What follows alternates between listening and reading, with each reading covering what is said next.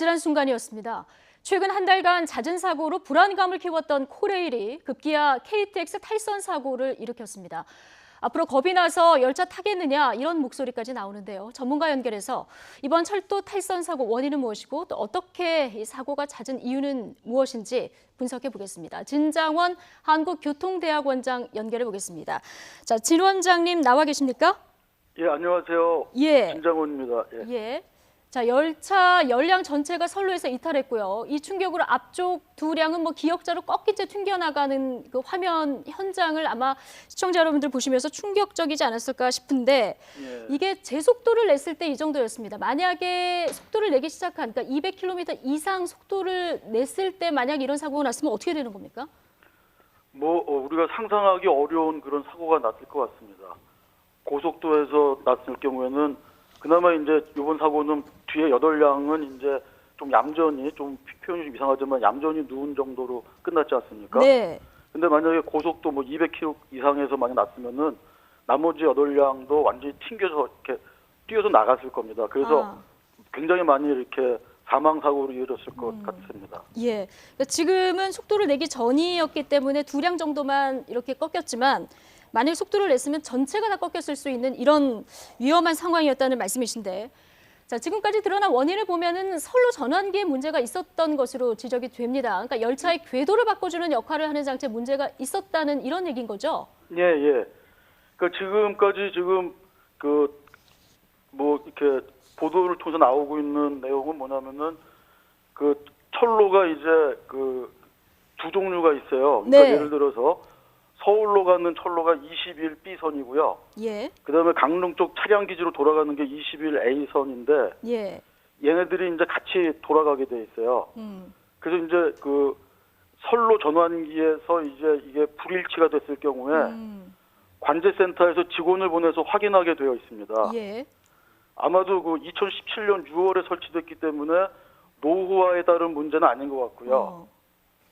그래서 이제 우리가 이제 이런 경우에 선로 전환기가 이렇게 불일치가 됐을 때 예를 들어서 지금 KTX는 서울 쪽으로 가야 되지 않습니까? 네네. 그런데 이제 관제센터 상에서는 이게 서울 쪽으로 되지 않고 역방향으로 됐다든지 아니면은 이게 잘 끊어져 있다든지 이런 이제 이상 신호가 뜨게 되면은 예. 사람을 보내게 돼 있죠. 예. 그래서 원래는 이제 이렇게 선로 전환기가 불일치됐을 때 근본적인 작업은 선로를 서울 방향으로 쇄정한다고 우리가 표현합니다. 쇄정이라는 건 뭐냐면요. 신호기 전원을 아주 끈 상태에서 예. 철로를 서울 방향으로 완전히 갖다 붙이는 겁니다. 예. 갖다 붙이는 겁니다. 근데 이게 원칙인데 아마도 추측하건대는 전원이 켜져 있는 상태에서 신호기를 움직여가지고 신호기로 작동시켜서 직결시켰을 가능성이 높고요. 근데 예. 이 지금 철로가 지금 완전히 고정되지 않는 상태에서 앞차는 이제 제대로 이제 들어갔다가 신호기가 이제 예예. 문제가 생기면서 철로가 떨어지면서 뒷부분 차량은 이제 역방향으로 진행될 수밖에 없으니까 탈선한 걸로 보여집니다. 예, 원장님, 그러니까 잘못된 신호가 있었고 문제가 있는 선로로 진행을 하다 보니까 이런 사고가 있다는 말씀이신데 더 황당한 거는요, 이 선로가 지금 평창 올림픽 앞두고 이제 만들어진 거 아니겠습니까? 예, 예. 1년도 안 된 선로인데 그렇다면은 그동안 이런 문제점을 안고 열차가 달린 겁니까? 그러니까 아직 지금 조사단의 결과가 아직 나오지 않았기 때문에 예. 정확하게 말씀을 드리기는 어렵지만요. 여러 가지 측면을 좀 감안해서 봤을 때는 기계적인 결함보다는 예. 인재의 가능성이 좀 높다고 보여집니다. 인재의 가능성이 높다. 예. 네, 무슨 말씀이냐면요. 네. 원래 아까 제가 조금 전에 말씀드린 대로 선로 전환기가 불일치됐을 경우에는 이제 사람에 가서 오류를 수정하지 않습니까? 예.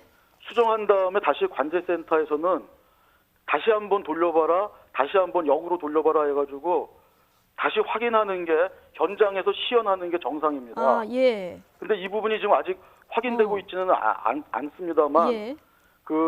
아마도 그런 KTX가 이제 운행을 하는데 20분 이상 이제 지연이 되면은 환불하지 않습니까? 네. 그래서 사실 KTX 운행하신 분들은 이 운행 시간 맞추는 거에 굉장한 부담을 느끼고 있거든요. 예. 그래서 아마도 그런 부분에서 조금 불일치가 있지 않았나 그런 생각이 듭니다. 예, 신호가 잘못됐더라도 뭔가 바로 조치가 있었어야 되는데 이런 부분이 좀 미흡했다. 그래서 인재일 가능성이 높다 이런 얘기를 해주셨는데 처음에 코레일 측의 해명을 보면은 갑작스러운 기온 급강하 때문이었다 이런 얘기를 했었거든요. 예, 기온 그거는 아닌 것 같고요. 그건 아닌 것 같다. 예, 예. 오히려 이제 전기 같은 경우, 전기로 쓰는 기계 같은 경우는 온도가 내려갈수록 전기의 상태가 안정화된다고 그래요. 예, 그래서 그 문제는 아닌 것 같고 아마도 그 신호를 그러니까 그 철로 전환기가 이상이 생겨서 그거를 예. 확인을 나갔던 분하고 관제센터하고 어떤 명확한 어떤 통신이 있었는지 그게 아직 조사가 안 됐기 때문에 그건 좀 더 조사가 되어줘야 될 것 같습니다. 예. 뭐 기온 급강하 때문이었다 이 얘기가 나왔을 때 국민들이 이 철도가 더 기온이 내려간 지역에서도 달려야 하는데 좀 이해가 안 간다 이런 지적도 많았었는데요. 예. 어쨌든 이번 사고가 나기 직전에도 장관은 물론 국무총리까지 나서서 코레일 사고를 지적했었는데 사고가 또 난 겁니다. 지금 코레일에서 얼마나 많은 사고가 났는지 저희가 정리를 해봤더니 최근 20일 동안에 10건이거든요. 이틀에 한 번 예. 정도 사고가 난 건데 왜 이렇게 사고가 잦다고 보십니까? 사실 이게 조금 흥미로운 부분입니다. 예. 무슨 말씀이냐면 지금 그 앵커께서 말씀하신 대로 한 20일 동안에 크고 작은 사건이 한 10건 이상이 났거든요. 네. 그런데 사실 큰 틀에서 보면은 국내 철도 사고 통계를 보면요. 예를 들어서 2017년도에 우리가 이제 철도 안전 기본 계획이라는 걸 수립해가지고 2017년도에는 목표를 어떻게 하겠다 그런 걸 세워요. 네. 그랬을 때 1억 킬로미터당 주요 철도 사고 건 수가 예. 목표가 6.1명이었는데 6명으로 오히려 초과 달성했거든요. 특히 예. 1억 킬로미터당 사망자 수, 자살 제외하는 건데요. 사망자 수 목표는 11.4명이었는데 2017년도에 7.2명으로 굉장히 초과 달성했습니다. 이거는 참고 삼아서 2020년도까지 8.5명 줄이겠다는 그런 목표인데 2020년도 분도 초과 달성한 거거든요. 예. 사실은 대한민국 철도가 안전합니다. 안전합니까? 안전한데 문제는 지금 예. 20일 동안 사이에 크고 작은 사건이 너무 많이 나니까 그렇죠. 국민들께서 불안해하시는 거죠. 예. 그런데 제가 이제 이걸 가지고 조금 고민을 하고 이제 분석을 좀 해봤는데 예. 약간은 코레일의 어떤 구조적인 문제가 조금 지적될 수 있을 것 같아요. 원인으로 보면 예. 예. 최근에 이 사고가 집중한 그 11월 달에 네. 사고가 집중한 것을 원인으로 본다면은 예. 그 첫 번째가요. 한 세 가지를 꼭 제가 한번 꼽아볼 수가 있는데요. 네, 짧게요. 예, 첫 번째는 올해 들어와서 임금 피크 제도가 코레일에 시행이 됐습니다. 예. 그래서 베이비 부모들이 인피에 돌입했거든요. 네. 아시다시피 코레일에 베이비 부모가 많습니다. 아.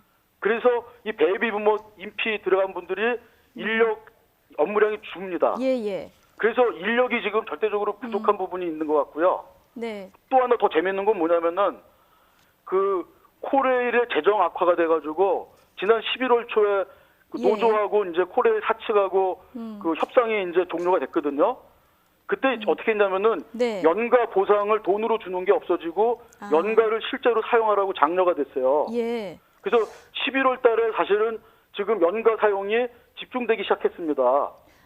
예. 아마도 그런 부분에서 지금 인력이 부족해가지고 일어난 11월 달에 12월 초까지 일어나는 사건의 집중이 아닌가 예. 싶습니다. 어쨌든 뭐 다른 사안들이 좀 매달리다 보니까 안전 문제를 소홀히 한 거 아니냐 이런 지적이신 것 같은데요. 마지막으로 그렇다면은 뭔가 국민들은 불안해하고 있고 대책이 있어야 되지 않겠습니까? 짧게 예. 어떤 대책이 가장 주요하다고 보시는지요? 사실은 이제 그 제일 중요한 거는 현재까지 기조를 본다면요. 예. 안전보다는 경영 이익이 우선시되는 우리나라 전체 어떤 문화가 지금 좀 문제라고 보여집니다. 그다음에 두 번째는요. 네. 철도 종사자들의 낮은 현장 안전 인식이 조금 문제가 될 수 있는데요. 이게 무슨 예. 말씀이냐면요. 철도 종사자들은 이제 안전을 위해서 지적 확인 환호라는 그런 개념으로 해서 예. 혼자 운전을 하더라도 아무도 보지 않더라도 손가락으로 자기가 가는 방향을 가르치고 자기가 고친 것을 보고 손가락 확인하고 이렇게 몸과 소리로 같이 동시에 해서 확인하게 되어 있습니다. 그런데 일본 같은 경우는 예를 들어서 철도 기관사들뿐만 아니라 심지어는 버스 운전자들도 제가 지난주에 일본에 출장을 갔다 왔는데요. 네. 버스 운전기사가 혼자 앉아가지고 지금부터 좌회전합니다 하면서 자기 혼자 손가락질을 해요. 아, 예. 이런 식으로 우리가 조금 더 안전에 대한 어떤 그 인식을 좀 더 높일 필요가 있다고 보여집니다. 예. 가장 원론적인 얘기가 되겠습니다만은 안전과 관련된 인식을 조금 더 높여야 될 필요성이 있다. 자, 이런 지적을 해주셨습니다. 또 자, 하나는 또 예, 하나 예. 말씀드린다면요. 네. 원장님 짧게요. 저희 예, 지금 시간이 다 돼서요. 예. 한국철도시설공단하고 지금 그 상하 분리가 돼가지고 시설은 철도시설공단이 하고 있고 네. 운영은 코레일이 하는데요. 이런 신호기 같은 부속시설은 코레일이 위탁받아서 운영 관리하고 있습니다. 예. 그래서 예산이 철도시설공단에서 나와서 코레일이 받아서 하다 보니까 예. 제때제때 이런 예산과 시설 부수가 연동이 안 되는 그런 한계들이 있어요. 그래서 예. 이런 것 이번에 이런 사건들을 계기로 해서 예. 한국철도시설공단하고 코레일하고 통합 문제도 조금 더 빨리 심도 있게 고민해야 될 거로 보입니다. 예, 알겠습니다. 지금 설치와 유지 관리가 나눠져 있는 이 부분에 좀 뭐 책임도 있을 것 같다 이런 얘기를 해주셨는데 여기까지 듣겠습니다. 진장원 예, 예. 한국교통대학원장 연결해봤습니다. 고맙습니다. 감사합니다.